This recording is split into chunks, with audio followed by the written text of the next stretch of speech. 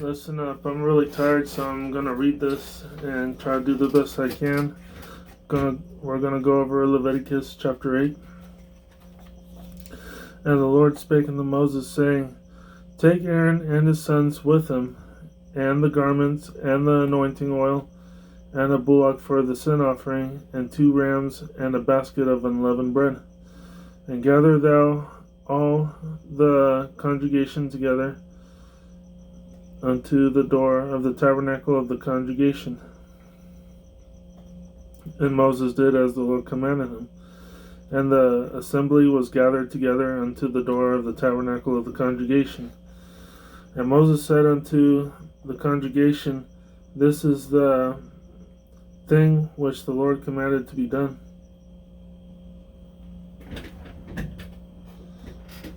And Moses brought Aaron and his sons, and washed them with water. And he put upon him the coat, and girded him with the girdle, and clothed him with the robe, and put the ephod upon him, and he girded him with the curious girdle of the ephod and bound it unto him therewith. And he put the breastplate upon him, and he put in the breastplate the Urim and the Thummim, and he put the mitre upon his head, also upon the mitre, even upon his forefront, did he put the golden plate, the holy crown, as the Lord commanded Moses. And Moses took the anointing oil, and anointed the tabernacle, and all that was therein, and sanctified them. And he sprinkled thereof upon the altar 7 times, and anointed the altar and all his vessels, both the laver and his foot, to sanctify them. And he poured of the anointing oil upon Aaron's head, and anointed him to sanctify him. So I guess this is where Pentecostal churches and stuff get the idea of anointing people's foreheads with olive oil. Let's keep going. Verse 13. And Moses brought Aaron's sons, and put coats upon them, and girded them with girdles, and put bonnets upon them, as the Lord commanded Moses. And he brought the bullock for the sin offering, and Aaron and his sons laid their hands upon the head of the bullock for the sin offering, and he slew it. And Moses took the blood, and put it upon the horns of the altar round about with his finger, and purified the altar, and poured the blood at the bottom of the altar, and sanctified it, to make reconciliation upon it. Notice that every animal they kill, they always put blood at the bottom of the altar. That's an interesting note. And they always cover the head of the animal before they kill it, so that way it doesn't run around and destroy stuff and kill somebody or hurt somebody and hurt other animals and stuff. But mainly so they don't kill somebody. And if the animal did kill somebody, if it was an animal they owned, perhaps, then they would have to pay for it. Like in the previous stories of I think it was Exodus or Genesis, I'm not sure, but I think it was Exodus. But yeah, let's keep going. Verse 16. And he took all the fat that was upon the inwards, and the caul above the liver, and the 2 kidneys and their fat, and Moses burned it upon the altar. But the bullock and his hide, his flesh and his dung, he burnt with fire without the camp, as the Lord commanded Moses.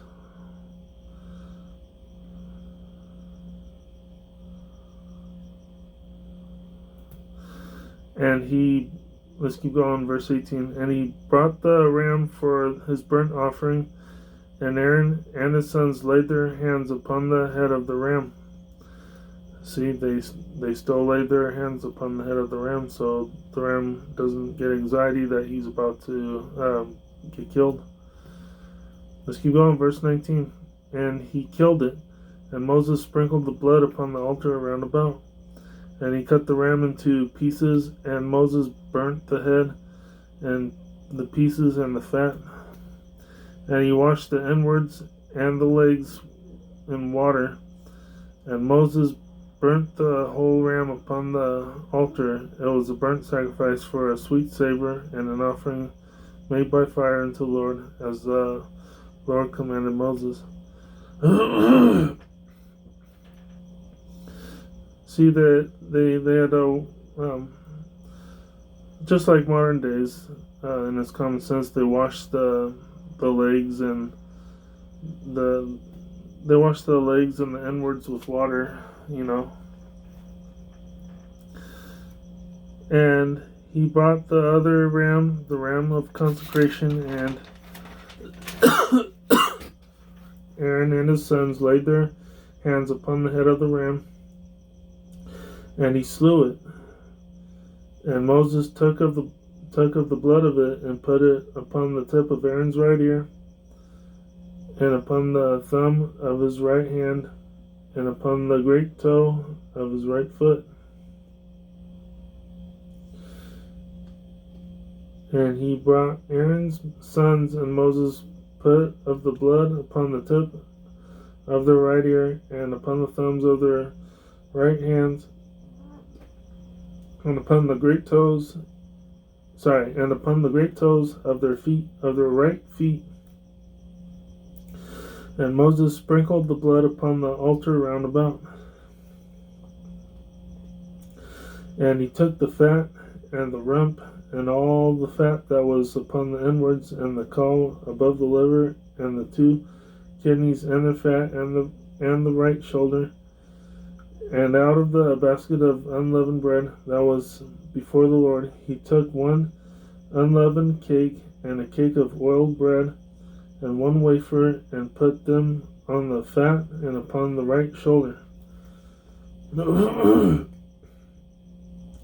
And he put all upon Aaron's hands and upon his sons' hands, and waved them for a wave offering before the Lord. And Moses took them from off their hands and burnt them on the altar upon the burnt offering. They were consecrations for a sweet savor. It is an offering made by fire unto the Lord. And Moses took the breast and waved it for a wave offering before the Lord. For of the ram of the consecration it was Moses' part, as the Lord commanded Moses. I think I might start to see something. Breast and wave offering. I guess breast is a common thing to have for a wave offering. But we'll find out later. I'm just marking it down just so I can research it later. Let's keep going. Verse 30. And Moses took of the anointing oil and of the blood which was upon the altar, and sprinkled it upon Aaron, and upon his garments, and upon his sons, and upon his sons' garments with him, and sanctified Aaron and his garments, and his sons' garments with him. And Moses said unto Aaron and to his sons, Boil the flesh at the door of the tabernacle of the congregation, and there eat it with the bread that is in the basket of consecrations. And I commanded, saying, Aaron and his sons shall eat it. And that which remaineth of the flesh and of the bread shall ye burn with fire. So that way, food goes bad, obviously. So, if it remaineth, burn it with fire. They didn't have refrigerators or nothing like that. The only way they had to keep the food fresher was to put spices on the meat. But we all know a refrigerator does way better than just putting spices on the meat to make it last longer. So if we reread 32, the remainder stuff shall be burned with fire. Let's reread it again so you know. Verse 32, and that which remaineth of the flesh and of the bread shall ye burn with fire. And ye shall not go out of the door of the tabernacle of the congregation in 7 days, until the days of your consecration be at an end. For 7 days shall he consecrate you. As he hath done this day, so the Lord hath commanded to do, to make an atonement for you. Therefore shall ye abide at the door of the tabernacle of the congregation and night 7 days, and keep the charge of the Lord, that ye die not, for so I am commanded. So Aaron and his sons did all things which the Lord commanded by the hand of Moses.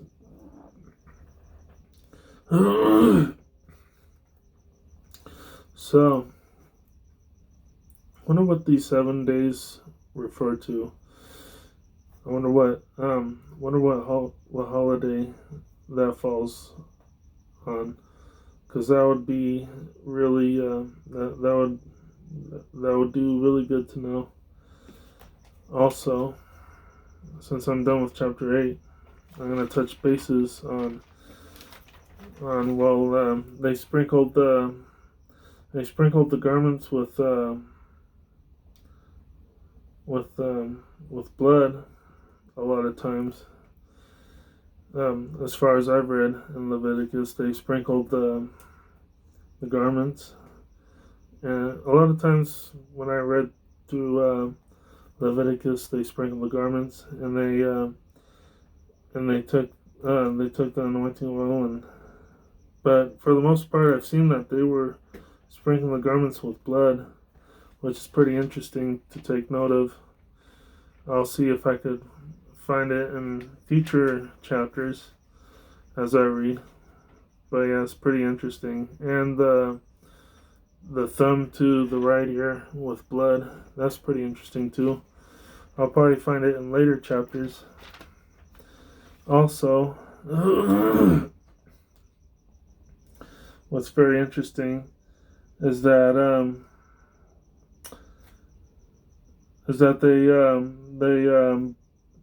let's reread verse 6. And Moses brought Aaron and his sons and washed them with water. So if you take like a history lesson from somebody, I wouldn't recommend it from like some public school or whatever, because there's a lot of lies in public schools. But just like take like some type of history class from someone you trust, and you'll realize that soap was around in ancient times. I'm not sure it goes as far back as biblical times. I haven't done enough research on it, but there was soap earlier than you would expect. There was soap bars, and it was being introduced to it was being introduced by the Moors to the Arabs and the Spaniards, because the Europeans weren't they weren't very cleanly, so they introduced like bathing and using soap and stuff like that.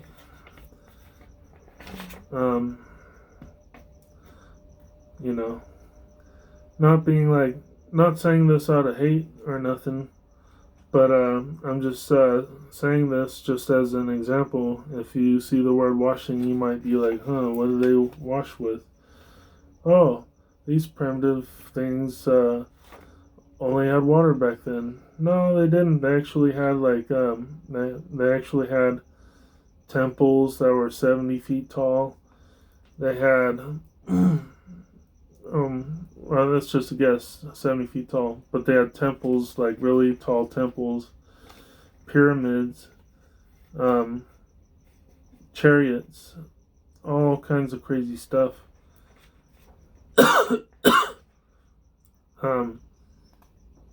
stuff built out of gold. You know, it was more advanced than you would think. So take note of it, because it wasn't as primitive as you would think. It was actually pretty advanced. So yeah, when you're reading through this, just keep an open mind. Thank you for chiming in, and have a good night.